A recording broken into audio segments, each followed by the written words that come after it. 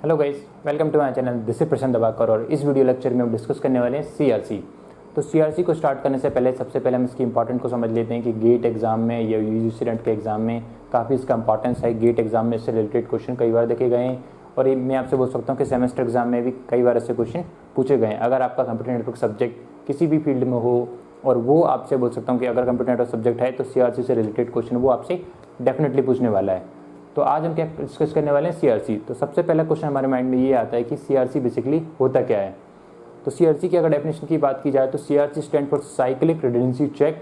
और इसका यूज़ क्या होता है कि डेटा को जो मैसेज हम सेंड करते हैं, जब सेंड करने के बाद जो मैसेज रिसीवर एंड पे पहुंचता है तो वो रिसीवर कैसे इस बात का पता लगाए कि जो डेटा जो आया है वो करप्टेड है या करप्टेड फ्री है। मतलब कि इट माइट पॉसिबल कि जब सेंडर कोई डेटा सेंड करता है और जब वो रिसीवर एंड पे आता है तो रिसीवर इस बात का कैसे पता लगा पाएगा कि भैया जो मैसेज उसने भेजा हुआ है, जो मैसेज उसने सेंड किया है सेंडर ने, वो मैसेज कहीं बिटवीन करप्ट तो नहीं हो गया या करप्ट नहीं हुआ है। अगर करप्ट हो गया है तो रिसीवर को क्या करना है, उस मैसेज को डिस्कार्ड करना है, क्योंकि जो डेटा सेंडर भेजना चाहता है वो डेटा उसके पास नहीं आया।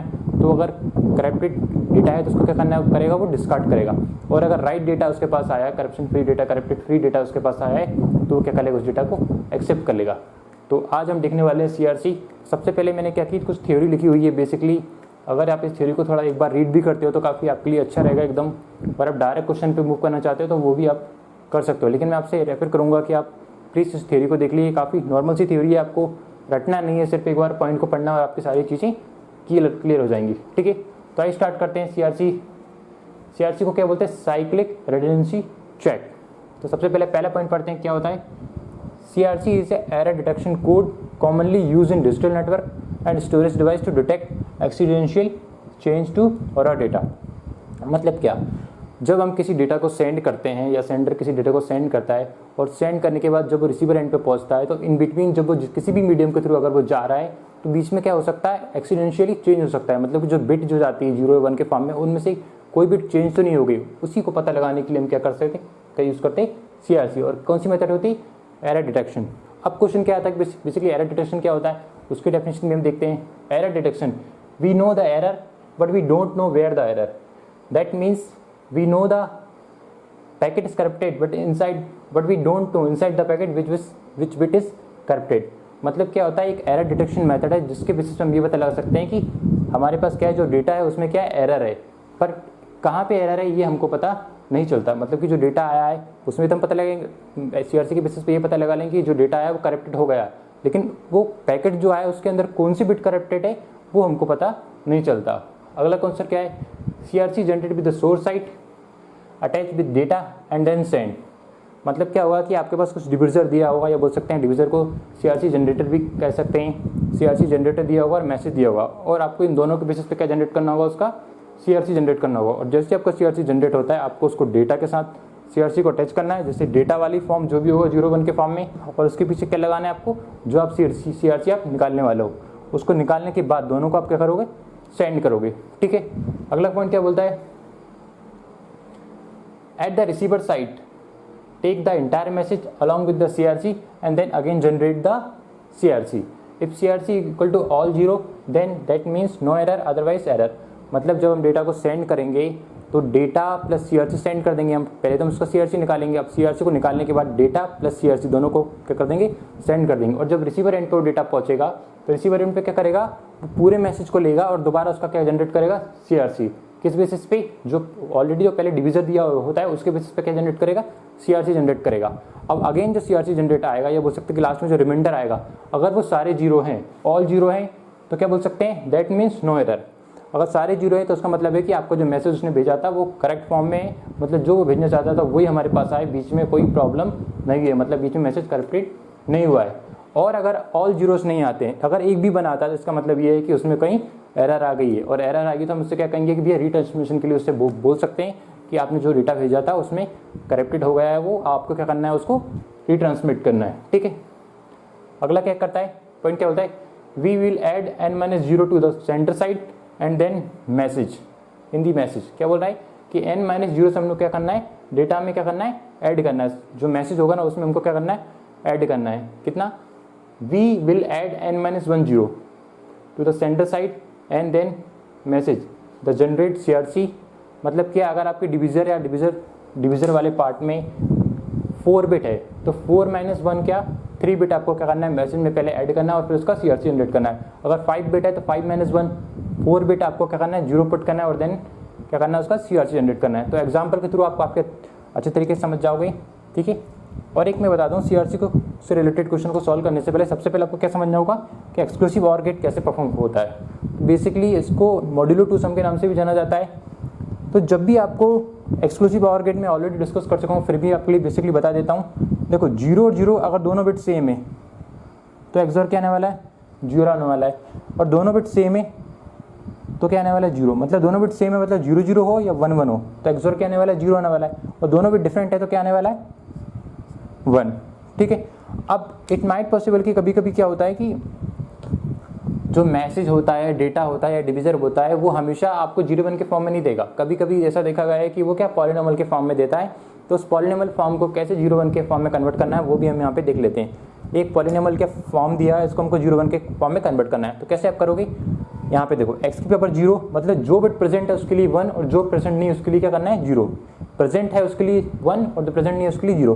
तो x की पावर 0 प्रेजेंट है तो क्या आएगा यहाँ पे 1। फिर क्या है, x की पावर 1 आएगा तो वो x की पावर 1 प्रेजेंट है देन 1, x की पावर 2 है देन 1, x की पावर 3 है नहीं है तो 0, x की पावर 4 है नहीं है, 5 है नहीं है, 6 है नहीं है, 7 है नहीं है, 8 है हाँ है तो 1। इसके करस्पॉन्डिंग बाइनरी नंबर क्या आएगा हमारा, ये निकल के आएगा। इसी तरह इसका देखेंगे, x की पावर 0 प्रेजेंट है हाँ है, 1 है हाँ है, x की पावर 2 है नहीं है, x की पावर 3 है हाँ है, तो ये हमने निकाल दिया इसका बाइनरी।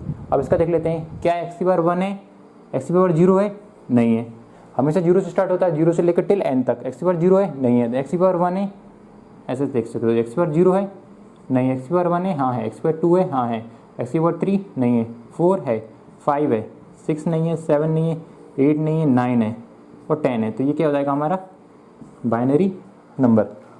तो प्लीज़ मैं आपसे रिक्वेस्ट करूँगा कि ये वीडियो एंड तक देखिए आप, और एंड तक देखने के बाद 110% मैं आपसे बोल सकता हूँ कि आपको कभी भी कोई भी डाउट CRC में नहीं होने वाला। एकदम बेसिक से लेकर एडवांस तक हम सारा इसमें पढ़ने वाले हैं।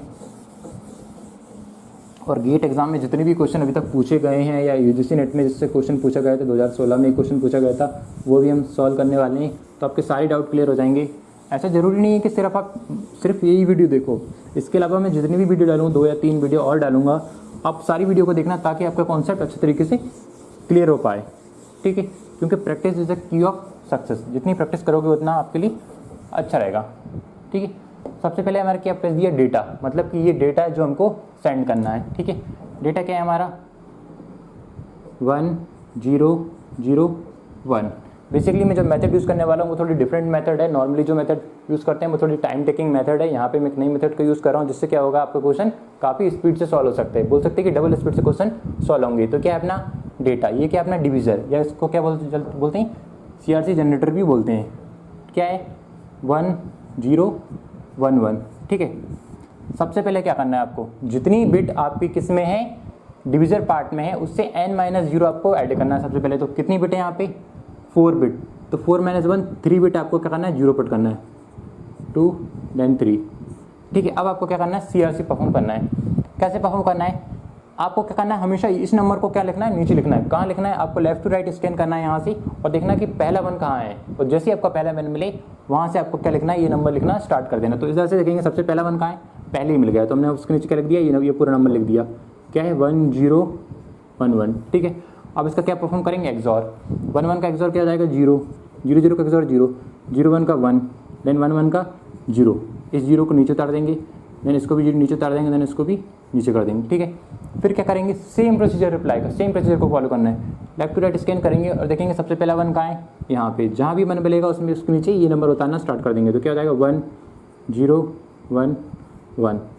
क्या आएगा इसका 1 1 का XOR 0 0 0 का XOR 0 0 1 का XOR 1 देन 0 1 का XOR क्या जाएगा 1 और 0 को हम क्या कर देंगे, नीचे उतार देंगे, ठीक है। अब देखो अब क्या करने वाले हैं हम यहाँ पे, अब दोबारा इस मेथड को क्या करेंगे, दोबारा इसको हम अप्लाई करेंगे। अब आपको देखना है कि अप्लाई यहाँ पे होता भी नहीं होता, क्योंकि यहाँ पे अप्लाई होने के लिए 1 से स्टार्ट करेंगे। 1 से स्टार्ट करने के लिए कितनी बिट चाहिए, यहाँ पे एटलीस्ट 4 बिट चाहिए। तो 1 0 1 1, बट ये 4 बिट चाहिए, लेकिन इसके पास कितनी बिट है, 3 बिट है। तो यहाँ से जब ये समझ जाएंगे कि अब हमारा में क्या होगा, यहाँ पे एंड कर देंगे। क्यों? क्योंकि हम अप्लाई नहीं कर सकते। एटलीस्ट कितनी बिट होना चाहिए, एटलीस्ट 4 बिट होना चाहिए यहाँ पे अप्लाई करने के लिए। और जितनी बिट आपकी क्या होगी, जितनी बिट हमारे आपके डिविजर पार्ट में होगी, उससे n-1 बिट आपसे कहाँ से ले सकते हो, रिमाइंडर से ले लो। तो कितनी बिट है यहाँ पे, 4 बिट। तो 3 बिट यहाँ से क्या लोगे, क्या होगा, ये राइट टू लेफ्ट स्कैन करेंगे LSB से, और ये क्या हो जाएगा हमारा CRC। अब इस CRC को क्या करेंगे, हम सेंड करेंगे। कैसे? अब देखो ये CRC की 3 बिट आई, इन 3 बिट को इन 3 बिट की जगह रखेंगे। कैसे? मैसेज क्या था हमारा, देखो मैसेज क्या था हमारा, डेटा क्या था, डेटा एंड देन CRC, ठीक है। तो डेटा वाला पार्ट क्या था हमारा, 1001, ठीक है। अगला क्या है हमारा, नहीं 101, 1001 एंड फिर अब क्या करेंगे इसका CRC क्या है हमारा 110, मतलब पहले डेटा लिख देंगे देन CRC, और इसको क्या कर देंगे हम, सेंड कर देंगे। ये हमारा सेंडर है, और जब ये डेटा रिसीवर एंड के पास पहुंचेगा, रिसीवर पे पहुंचेगा, तो रिसीवर इसको क्या करेगा, इस मैसेज को पिक करेगा और देखेगा मैसेज क्या है मैसेज 1001 एंड देन 110, ठीक है। नाउ अब रिसीवर ने इस मैसेज को पकड़ा। अब रिसीवर क्या करेगा, इस बात का पता कैसे लगाएगा कि ये मैसेज जो आया है वो जो मैसेज उसने भेजा है वही मैसेज है, या बीच में कोई बिट फ्लिप हो गई। इट माइट पॉसिबल कि डेटा वाली बिट 1 से 0 हो गई हो, या 0 से 1 हो गई हो, या CRC वाली बिट 0 से 1 हो गई हो, या 1 से 0 हो गई हो। तो वो कैसे पता लगाए, देखो जो डिविजर वाला पार्ट होता है वो दोनों के लिए कॉमनली नोन होता है, मतलब डिविजर जो सेंडर होता है, रिसीवर, दोनों इस चीज़ को जानते हैं। तो इसको क्या करेगा, दोबारा इसको पकड़ेगा, किसको, डिविजर को, और दोबारा क्या परफॉर्म करेगा, CRC। ध्यान रहे अब आपको n-0 पुट नहीं करना, n-1 0 पुट नहीं करना। कहाँ पे करना है n-0 puts, only sender side, receiver side पे हम आए, ठीक है। दोबारा सेम चीज़ अप्लाई करेंगे। क्या होगा यहाँ पे, लेफ्ट राइट स्कैन करेंगे। सबसे पहले देखेंगे पहला 1 कहाँ है, पहला 1 जैसे ही मिलता है उसके नीचे ये नंबर उतार देंगे पूरा 1011, ठीक है। नाउ क्या करेंगे हम, एक्सोर परफॉर्म करेंगे, 1 का एक्सोर 0 0 0 एक्सोर 0 0 1 का 1 1 1 का 0, ठीक है। देन नीचे क्या बचेगा, ये 1 को नीचे उतार देंगे, 1 को नीचे उतार देंगे, देन 0 को नीचे उतार देंगे। फिर क्या करेंगे हम, लेफ्ट राइट दोबारा स्कैन करेंगे, ठीक है। फिर देखेंगे कि पहला 1 कहाँ है, पहला 1 जैसे हमको मिलता है उसके नीचे हम दोबारा ये नंबर उतार देंगे, ये वाला 1011। देन अगेन परफॉर्म करेंगे इसमें एक्सोर 0 0 0 0, क्योंकि 11 का एक्सोर क्या होगा 0 0 0 का एक्सोर 0 11 का 0 11 का 0 एंड देन 0। अब क्या करेंगे, दोबारा देखेंगे 1, क्या 1 यहाँ पे 1 वहाँ होता है तो 1 से नीचे हम ये नंबर अप्लाई करते हैं, पर 1 है ही नहीं। इसका मतलब क्या है कि ये मैसेज क्या होगा, एंड होगा। यहीं तक हमको सॉल्व करना था। तो कितनी बिट है इसमें, 4 बिट। तो 4 - 1 3 बिट हमारी क्या होगी, लास्ट की हम लेंगे। अब लास्ट की सारी तीनों बिट कितने हैं, ऑल द बिट क्या आई, 0 के फॉर्म में ही, जीरोस, ऑल जीरोस, ठीक है, ऑल जीरोस। और ऑल जीरो सही मतलब कि नो एरर, मतलब जो डेटा भेजा था उसने वही डेटा है, बीच में कोई भी एरर उसमें नहीं आई। अब आपको क्या बोल सकते हैं कि इट माइट पॉसिबल कि मतलब हमको क्या करना है, इस पैकेट को क्या करना है, एक्सेप्ट करना है। क्यों? क्योंकि इसमें कोई भी एरर नहीं आई है। अब ये भी हो सकता है कि जब हम इस डेटा को सेंड कर रहे थे तो बीच में कोई बिट फ्लिप हो गई हो। तो अब उसको देखते हैं कि जब बिट फ्लिप होती है, अगर डेटा चेंज होता है तो कैसे पता लगता है कि डेटा में प्रॉब्लम है। सारी बिट जीरो थी, सारा रिमाइंडर जो था हमारा CRC था, जो रिमाइंडर बोल सकते हैं इसको, या CRC भी बोल सकते हो आप। बेसिकली नहीं बोला जाता CRC, किसको बोला जाता है, जो रिसीवर साइड, सेंटर साइड जो जनरेट किया था उसको CRC बोला जाता है। रिसीवर साइड बेसिकली नहीं बोला जा सकता, लेकिन आप समझने के लिए बोल सकते हो उसको CRC, या बेस रिमाइंडर बोलोगे तो आपके लिए ज़्यादा बेहतर रहेगा। तो रिमाइंडर यहाँ पे क्या निकला, ऑल जीरो। इसका मतलब क्या है कि एरर नहीं हुई है। अब समझ लो कि कोई एरर इसमें आ गई, ठीक है। क्या था हमारा डेटा था 1001 देन 110। देखो एरर कहीं भी आ सकती है, ऐसा जरूरी नहीं है कि एरर हमेशा डेटा वाले पार्ट में आएगी या CRC वाले पार्ट में आएगी। एरर डेटा वाले पार्ट में भी आ सकती है या फिर CRC वाले पार्ट में भी आ सकती है। कोई भी बिट फ्लिप हो सकती है। अब आपने सोचा कि आप अज्यूम कर लो कि एक बिट फ्लिप हो गई, ये 1 है ना, ये अपना क्या हुआ है 0 हो गया। अब मतलब मैसेज जो भेजा था उसने वो क्या हो गया, चेंज हो गया। तो अब कैसे पता लगाएं कि मैसेज जो भेजा था वही मैसेज है या दूसरा मैसेज है। तो डिवीज़र क्या है हमारा, डिवीज़र है 1011, ठीक है। तो अब हमने क्या किया, बेसिकली जो हमारा डेटा वाला पार्ट था उसकी जो बिट करप्ट थी, बिट को करप्ट कर दिया। When bit is corrupted, when या बोल सकते हैं message is when message is corrupted. ये क्या है, when message is not corrupted. ठीक है, जब मैसेज करप्ट नहीं होगा तो इस तरीके से सारी बिट क्या आएगी, रिमाइंडर क्या आएगा, जीरो। और जब मैसेज करेक्ट होगा तो आप क्या बोल सकते हैं कि सारे जीरो नहीं आएंगी, एटलीस्ट 1 तो 1 उसमें आएगा। ठीक है, तो अप्लाई करेंगे दोबारा, लेफ्ट राइट स्कैन करेंगे, पहला 1 कहाँ है, जैसे पहला 1 मिलेगा उसमें क्या करेंगे, मैं दोबारा ये वाला नंबर अपने अप्लाई करेंगे डिवीजन, तो 1 0 1 1। देन क्या इसका निकालेंगे एक्सऑर, 1 1 का एक्सऑर क्या आएगा, 0 0 0 का एक्सऑर 0 0 1 का एक्सऑर 1 0 1 का 1। ठीक है, और जो नंबर जो बचेगा उसको क्या करेंगे, एज इट इज उतार देंगे। ठीक है, ना फिर क्या करेंगे, हम दोबारा इसको अप्लाई करेंगे, इसको देखेंगे लेफ्ट टू राइट के कहाँ पे 1 है, पहला 1, और जहाँ भी 1 मिलेगा वहाँ से हम ये नंबर उतारना स्टार्ट कर देंगे, तो 1 0 1 1। ठीक है, अब क्या करेंगे, इसका एक्सॉर करेंगे, 1 1 का एक्सॉर 0 1 0 का 1, देन इसका क्या हो जाएगा 0, इसका क्या हो जाएगा 0 और 0 की 0। ठीक है, फिर अप्लाई करेंगे इसमें, फिर देखेंगे इसमें 1 कहाँ है, 1 जैसे मिलता है उसके नीचे ये नंबर अप्लाई कर देंगे, 1 0 1 1, तो क्या आ जाएगा 0 0 1 1। ठीक है, तो क्या बोल सकते हैं कि अब क्या हमको और अप्लाई करना पड़ेगा। अगर हम इस नंबर को अप्लाई करें तो देखो ये नंबर अप्लाई ही नहीं होगा, क्योंकि ये स्पेस खाली है, जब तक ये स्पेस पता नहीं चलेगा तब तक हम ये नंबर कैसे अप्लाई कर सकते हैं। तो जब भी आपको अप्लाई नहीं कर पाओगे तो समझ लेना आपका मैसेज, आपकी जो मेथड होगी वो एंड हो गई। और इसमें 4 बिट है तो 4 माइनस के 1 3, राइट, उस साइड से हम ले लेंगे कितनी बिट, वो n बिट है तो n - 1 बिट ले लेंगे और वो हमारा क्या हो जाएगा रिमाइंडर। तो अभी यहाँ पे क्या है कि सारी जीरो नहीं आई, इसका मतलब क्या है कि कोई बिट एरर हमारे पास आई है, लेकिन हमको ये नहीं पता होगा कि कौन सी बिट एरर है। ऐसा ज़रूरी नहीं है कि हमेशा, जो इसमें हमने क्या बताया कि ये बिट क्या हुई हमारी चेंज हो गई 1 2 0। ठीक है, 1 2 0, तो आपने पता लगा लिया कि भैया ये मैसेज है, तो क्या होगा इसमें क्या है प्रॉब्लम आ गई। तो आप क्या कर सकते हो, इसमें रीट्रांसमिशन के लिए बोल सकते हो, सेंडर से बोल सकते हो कि भैया आपने जो डेटा भेजा था उसमें क्या है एरर आ चुकी है, तो आप क्या कर दो रीट्रांसमिट कर दो। तो दोबारा क्या करेगा सेंटर, क्या कर देगा डेटा को रीट्रांसमिट कर देगा, और जो डेटा आएगा दोबारा सेम प्रोसीजर फॉलो करेंगे। अगर उसमें एरर नहीं आई तो एक्सेप्ट करेंगे डेटा को, पैकेट को, अदरवाइज हम क्या कर देंगे डिस्कार्ड कर देंगे।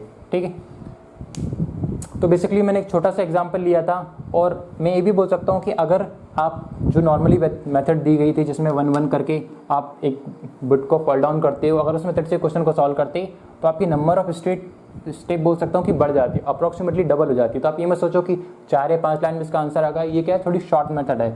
और अगर आपको कॉम्प्लिकेटेड क्वेश्चन से रिलेटेड प्रैक्टिस करना है तो मैं उसकी वीडियो अगले लेक्चर से डालूंगा, तो वहाँ पर मैं कुछ टफ क्वेश्चन भी सॉल्व करूँगा, और गेट एग्जाम में जितने भी क्वेश्चन दिए वो सारे क्वेश्चन में सॉल्व करवाऊँगा। ठीक है।